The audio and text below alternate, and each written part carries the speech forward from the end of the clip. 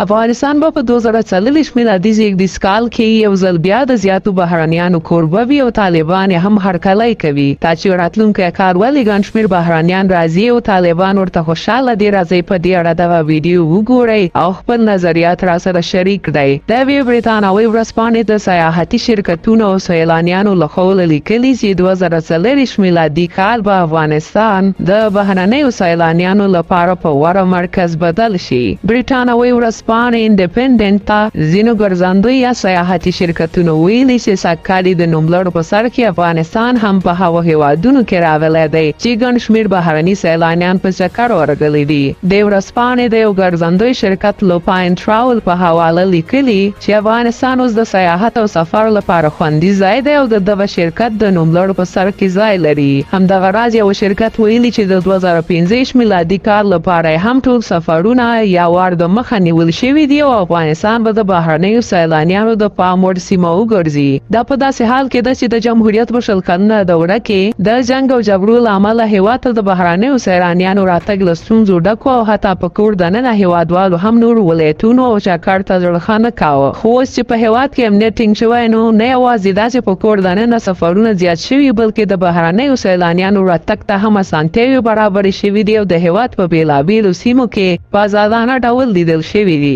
یو شمېر بهرنیان هم د هېواد له امنیت او دلته له چکر خوښ دي او وایي چې افغانستان د چکر لپاره غوره او تاریخي سیمې لري. خلک یې میلمه پاله دي او له موږ سره ښه چلند درلود او کوم منفي تصور چې د افغانستان په اړه موجود دی بالکل غلط دی او افغانستان ډېر ښکلی دی. همدارنګه شمېر هېوادوال هم د بهرنیو سیلانیانو راتګ او زیاتېدو ته خوشبینه دي او وایي چې دا ډېر ښه خبر دی چې هېواد ته د بهرنیو سیلانیانو راتګ زیات شوی. یو خو به زموږ کلتور له نورو سره شریک شي او بل ګټه یې دا ده چې نړیوالو ته به مو مثبت انځور وړاندې شي.